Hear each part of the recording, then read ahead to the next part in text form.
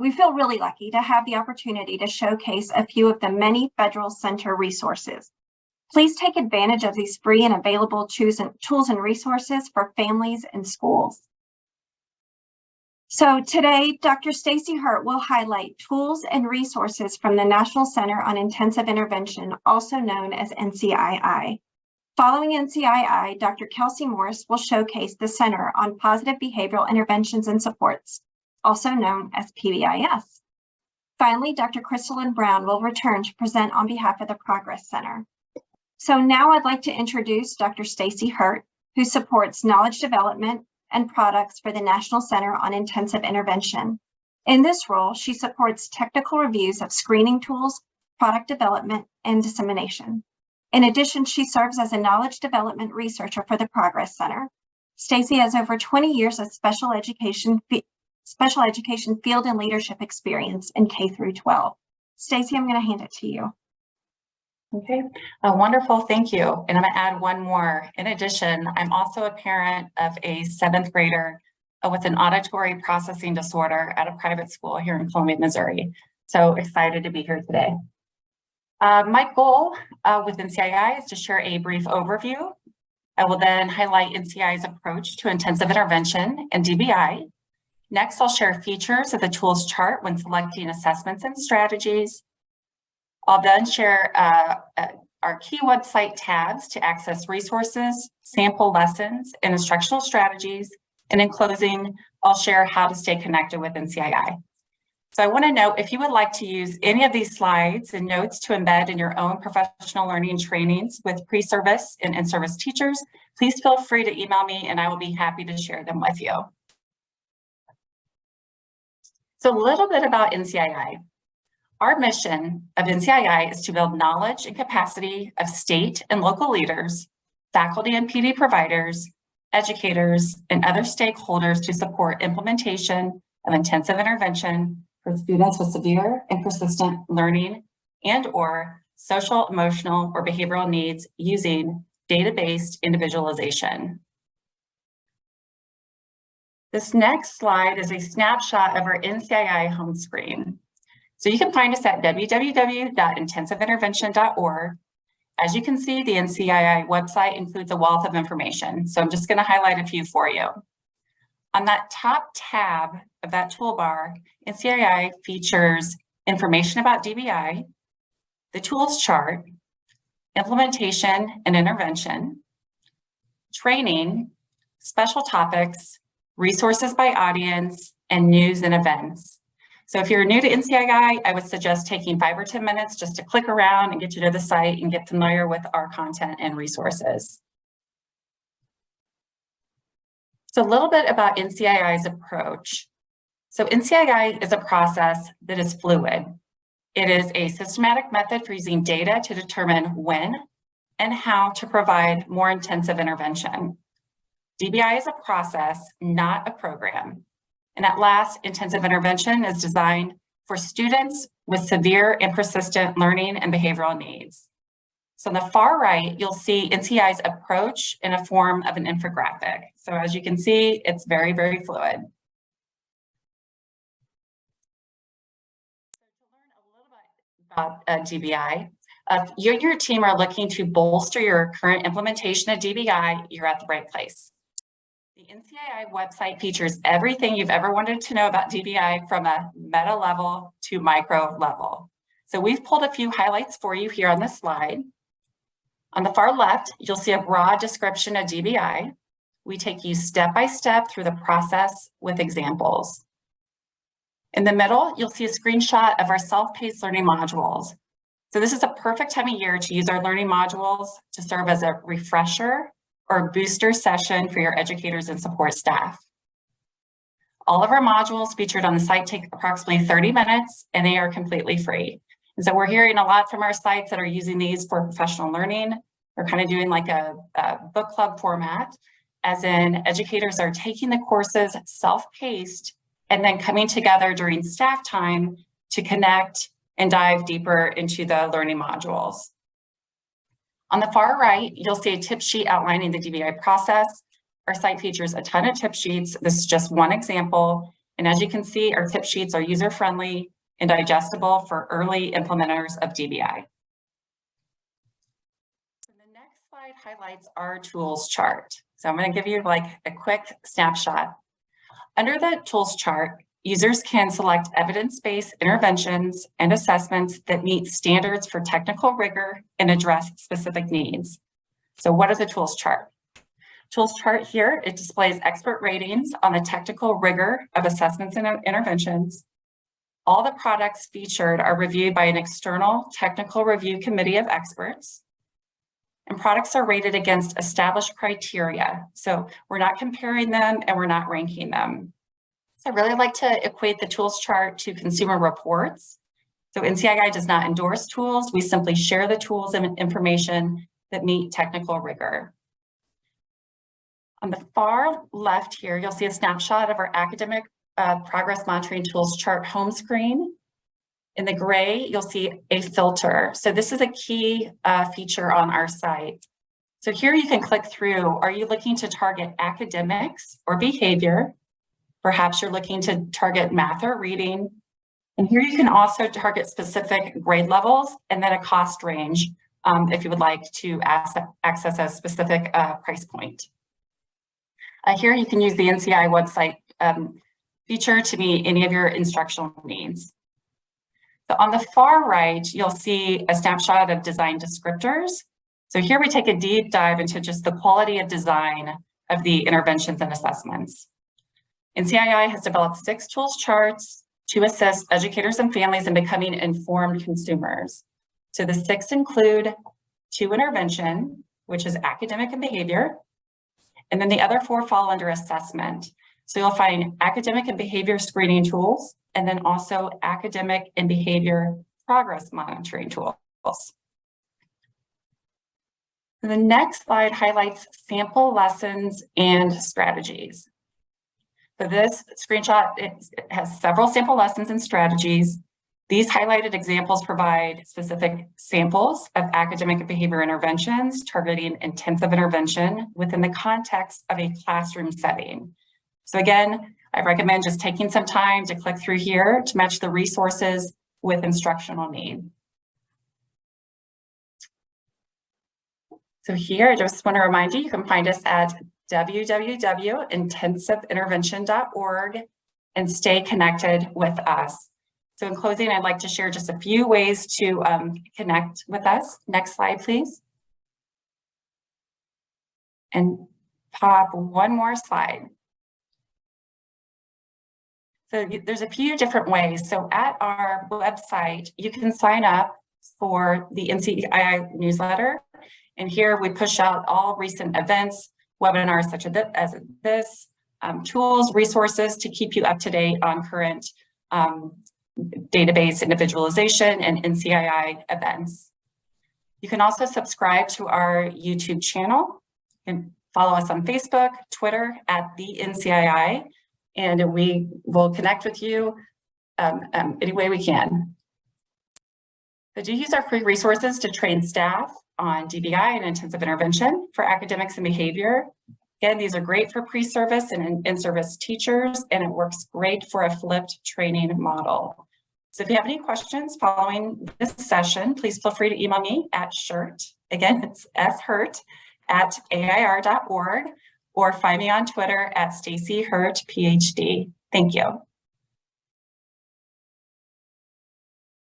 Thank you, Stacy. I really appreciate it. And if you can kind of take a look at the chat, Dr. Bailey was able to put in all the links that Stacy presented during her session. So feel free to click on those and get more familiar with the work around NCII. Now I'd like to introduce Dr. Kelsey Morris. Next slide, please. Dr. Kelsey Morris is an assistant research professor in the Department of Special Education at the University of Missouri and the co-director of the University of Missouri Center for School-Wide Positive Behavior Support. He is a national scholar with the technical assistance, publications, and research focused on PBIS, classroom management, database decision-making, and district-wide implementation of PBIS. Dr. Morris is the past vice president of the International Association for Positive Behavior Support Board of Directors, and serves as an implementation partner for the National Center on Positive Behavioral Interventions and Supports, funded by the U.S. Department of Education, the Office of Special Education Programs, and the Office of Elementary and Secondary Education. Today, he will provide resources to assist educators in implementing and sustaining PBIS across an extended array of contexts. Let's welcome Dr. Morris. Hello, everyone. I'm Dr. Kelsey Morris. I'm an assistant research professor in the Department of Special Education at the University of Missouri and co-director of the University of Missouri Center for School-Wide Positive Behavior Support, or PBS. Our center is one of the 4 co-directing institutions for the National Center on PBIS, where I am an implementation partner. The National Technical Assistance Center on Positive Behavioral Interventions and Supports, or PBIS, simply called the Center on PBIS, is funded by the U.S. Department of Education's Office of Special Education Programs and Office of Elementary and Secondary Education. You might know that PBIS is an evidence-based tiered framework for supporting students' behavioral, academic, social, emotional, and mental health strengths and needs. When implemented with fidelity, PBIS improves social emotional competence, academic success, and school climate. An additional bonus is that it's been shown to improve teacher health and well-being, and ultimately, it's a way to create positive, predictable, equitable, and safe learning environments where everyone thrives. Now, PBIS is not a purchased curriculum or something you learn during a single professional development event. Rather, it's an ongoing commitment to supporting students, educators, and families through systems change. When you implement PBIS well, students experience improved behavioral, social, emotional, and academic outcomes. Schools and programs reduce their use of exclusionary discipline practices and improve their overall climate. Now, I'm excited to be with you to give you an overview of the many free resources that are available to you and anyone from our Center on PBIS website. So let's take a look. So what I want to do with you all today is just give you a really simple overview or a flyover, if you will, on our National Center's website. And so it's easy to access from anywhere. It's just www.pbis.org. And so what I'm going to do with you is just walk you through, and we'll start with the menu bar that's across the top to help you orient and just kind of find resources simply and easily. So under the PBIS option, you can see that there's a bunch of information to help you get started on your journey. If you're looking for more information about what PBIS is, what it's about, kind of its evidence base, or why it's important to implement, there's great information there too. We know of schools that use this information to help start a conversation with their staff and their faculty, or if they get questions from their community or from families in the school and they want some really solid information to share out, this is a great place to go. As well, when you begin that implementation journey, either at tier 1, 2, or 3, there's solid information here to help you frame your thinking and better understand what all is involved at each of those tiers. Under our topics page, you can see that there's a long list of options that are available for people to dig a bit more into PBIS in its different implementation areas. So maybe you're interested in bullying prevention, or you're interested in classroom PBIS. What does this look like when we translate it from the school-wide level to the classroom level? Or maybe you're interested in things that are pertaining to students with disabilities. You can see there's a long list of topics here. Each topic will open its own topic page, and you can kind of see that in the background, what that might look like. So here is an example of the school-wide topic page as well as the classroom PBIS topic page. Now, each of these will start with its own kind of information or its background, just a way to kind of think about it and frame the conversation. And then as you scroll down on each page, it's going to give you more opportunities to see presentations on those topics that have been done at, say, our national conference. exemplars from around the country where we see this work being done with a high level of fidelity. You'll also have the opportunity to access additional publications on each one of these. That's one of the things that our center does, is we have our co-directing institutions and our implementation partners. We're actually working with schools day in and day out to see this work unfold and to provide technical assistance and coaching.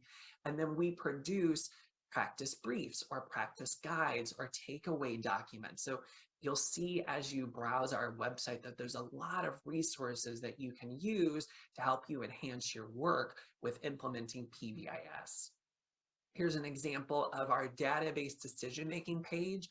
One of the things that we talk about when implementing PBIS is that it's important to make decisions based upon data. And so there's more information about database decision-making. There's some great videos on there to watch teams actually work through using a team-initiated problem-solving framework to really look at data and make decisions. The example here of our Students with Disabilities page, that's been a big focus for our center, making sure that we've got, and if you go here and browse, there's going to be a lot of great resources to help a building understand how can I make sure that I'm creating a system where students with disabilities are benefiting from our Tier 1, Tier 2, and Tier 3 supports and resources. So that way we're really educating and supporting all children on our campus.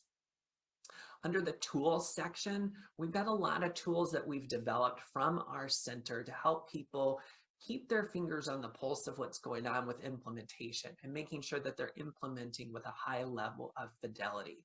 So the one that we advocate for the most and use at the campus level or the building level the most is what's known as the tiered fidelity inventory. And so there's a series of questions for each of the 3 tiers, and you can choose, are we implementing Tier 1 and we just want to check on our Tier 1 implementation status, or what is the combination of tiers that you're implementing at, and then using these questions to check your fidelity. And then what teams do is take their responses from these questions and turn those into an action plan. What are we going to focus on this year? What are we going to focus on next year? Where are we strong and we want to sustain?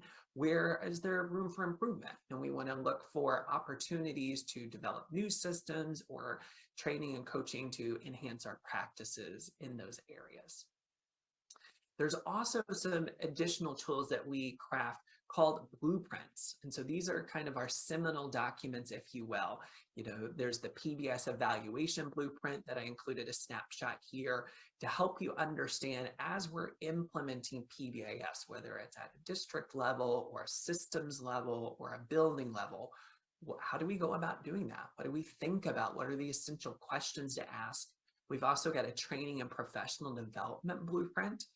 Part of implementing with fidelity is actually knowing what it is that we're doing or that we're striving to do. So there's a great blueprint there that walks through the concept of training and professional development, but also digs a bit deeper to understand who do we need to pull this off. And there's some great resources and tools in there specifically around scope and sequence for training. If you're going to create training opportunities or you're looking for training opportunities, what is it that you need to know and be able to do? There's a great scope and sequence at the back of that document. And then last but not least, the implementation blueprint. That was probably our first document and our arguably most important seminal document to make sure that we have this solid understanding of how do we implement PBIS. Under publications, we're constantly updating this list here with everything that our center partners, our implementation partners are doing to move good work forward and to make it accessible for people like you who are doing the real work and working hard each and every day to support the students that you come into contact with. So under this publication section, some things that we've recently published are strategies for de-escalating student behavior in the classroom or supporting students with autism spectrum disorders through school-wide PBIS. And the one that has been very popular, it's brand new, but it's gotten a lot of hits on our website, is creating a classroom teaching matrix. So one of the things that we talk about in PBIS is just making sure that we're teaching students what our expected behaviors are. This translates that practice from a school-wide setting into a classroom setting for classroom level teachers. And then some new documents that were released this year are pertaining to Tier 3 systems. Specifically, we've packaged that as a student level systems guide, school level systems guide, and a district level systems guide, providing important information, look-fors, considerations, examples of what does it take to create solid infrastructure, solid systems for those students that need things that are more intensive and more individualized. Each year we hold a national PBIS leadership forum where we bring in exemplars and leaders, whether they're classroom level leaders or district level leaders or even state level leaders from across the country to present on a series of topics. And so you can always go to our conference section of the website, look at past conferences, especially during the pandemic. It was a virtual event, so you can watch recorded sessions from past conferences and access the presentation materials as well. And if you're looking for more information about PBIS in your state, we always encourage people to go to the About section of our website, find your state and identify who is the state coordinator for your area. Contact them to learn more about implementing PBIS. So again, I'm Dr. Kelsey Morris. I'm an implementation partner with the National Center on PBIS. And it's a pleasure to give you a brief overview of our website and our free resources. Hello. Thank you, Kelsey. And I see a few questions have come in for Kelsey, and I will circle back with him and make sure that we get a response and post it or provide it back to the person who provided the question.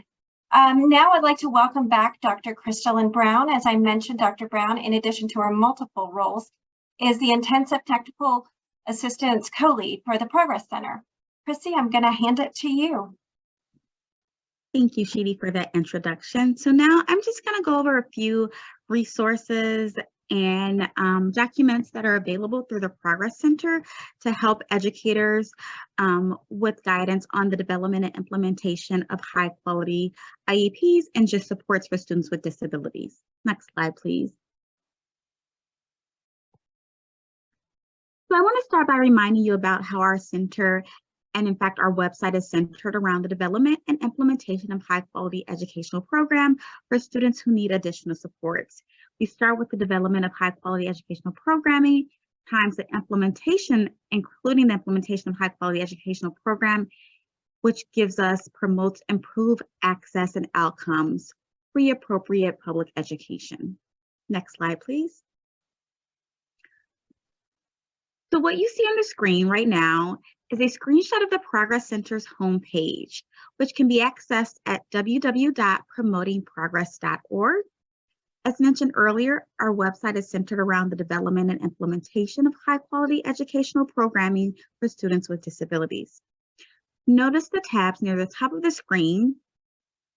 The website is laid out so users can easily find resources devoted to development as well as implementation of high-quality educational programming. There's also news and events. We have resources and tools, training, and about the staff, as well as our educators and residents. So starting with the development tab, building off this idea, we first would like to highlight the development tab, which is located at the far left on the top of the screen. When you click this development tab, you will see 7 different sections, or the blue boxes here, which aligns with some of the components of IEP development. There are multiple ways to access these resources, but to keep that idea of development to implementation, these links pathways work as well. And so a few examples were of the different sections of the IEP. Next, we have examples of development resources. You'll find several different types of resources, such as the IEP tip sheets. We have self-paced training modules as well as archived webinars. Throughout the presentation, we'll talk a little bit more about these resources and how you might use them. Next, we have the Implementation tab. This page provides an overview of what we consider to be the ecosystem of the right step at the right time. These sections here highlight key implementation considerations and resources and are what helped build a holistic ecosystem within a school. Some of these include effective delivery of services, belonging, the data collection, and ongoing teaming. We have instructional practice briefs. There's a 6-step protocol for progress monitoring, performance feedback, as well as goal setting for instructional routines. And we have additional archived webinars focused on belonging. How are students included in their educational programming? Another feature we want to highlight is a location to find resources geared toward educators. To find these targeted resources, you can move your cursor over the Resource and Tools tab and select for educators from the drop-down. There's also tabs for families and students, for faculty and PD providers, and then stories from the classroom.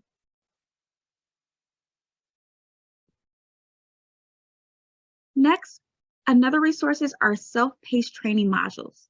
To find these, you can select the training tab near the top of your screen.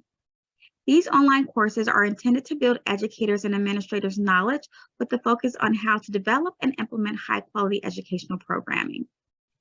The courses are housed in the Progress Center and National Center on Intensive Intervention Learning Modules Library. Currently in our self-paced learning modules, there's Introduction to Federal and State Laws Impacting Students with Disabilities, the IEP team, Who's Who and Other Considerations, IDEA and the IEP, From Compliance to Progress, the What and Why of Measurable Annual Goals, the Path to Progress, Developing and Implementing High-Quality Educational Programs, then What and Why of Present Levels of Academic Achievement and Functional Performance, or PLAF, Introduction to Intensive Intervention, Planning for Instruction and What Teachers Need to Know, and there are many more on the way.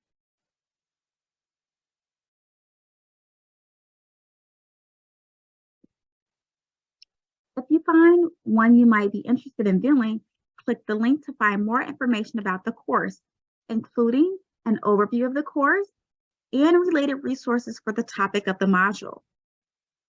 If you decide to go ahead with the modules, you can access it by clicking the green bar located at the top right hand of your screen. It also provides information about the duration of the module. So for instance, the Introduction to Federal and State Law Impacting Students with Disabilities is approximately 30 minutes long. You can always pause and come back to pick up wherever you left off at. It provides the audience as well as law and policy that's included in the module.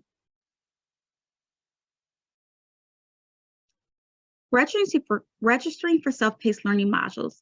In order to access these modules, you do have to create an account. This will also help to keep track of which modules have been completed. These modules and tip sheets are a great way to flip your university classroom or to have teachers come prepared having completed this pre-work so that they have a foundation to start. You can utilize these modules as well as for professional development purposes.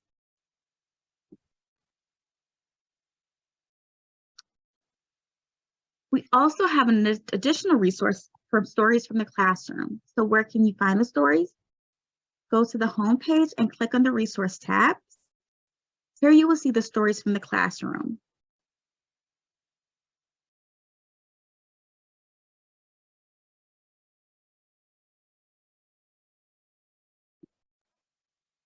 Our Stories from the Classroom include stories from viewing disability rights as an equity issue, hearing parents' priorities, stories about belonging, finding belonging in the school setting, appreciating high expectations, words matter, and special considerations for English learners with IEPs.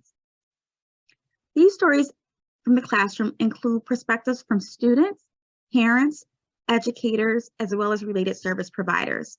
We talk about belonging, honoring parent perspectives, language, having high expectations, inclusion activities, and disability as an equity issue.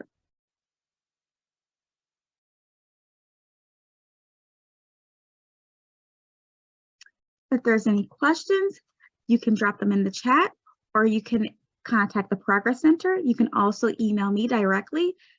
I'll drop my email in the chat.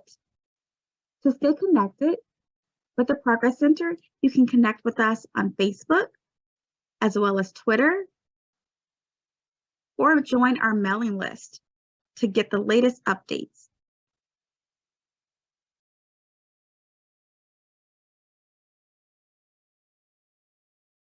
Thank you, Chrissy. I really appreciate your time in showcasing the Progress Center. Again, if anybody has any questions for any of the federal centers, feel free to put them in the Q&A or chat, and we'll make sure to respond correctly, to you.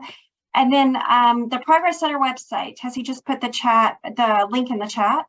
Feel free to connect, please. They have a great amount of resources. In terms of all the questions that have come in through Q&A, I believe quite a few of them have been responded to, and some of the responses have been provided in the chat by Gabby and also by Pamela, so thank you both in addressing those questions. We want to thank you for joining the Progress Center Private School Forum, Interventions and Supports for Promoting Progress in Private Schools. As Chrissy mentioned, please take a moment to visit our website and join our listserv. The recording of this forum is going to be posted there as well. We are currently planning, and David and Pamela both mentioned this, so we are currently planning the private school open door, and the date is on November 15th at 1 p.m. Eastern Time. Please note, this will not be recorded. This is an opportunity to have an open conversation with educators and parents. Whoever wants to come is welcome. What we're planning to do is to continue the conversation on MTSS.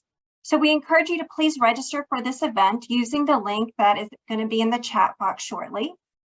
Finally, after the forum, you're going to receive an email to complete our survey. Please take a few minutes to provide feedback. Both the Progress Center and the survey link will be found in the chat. We will also, as I said, be sending you an email shortly.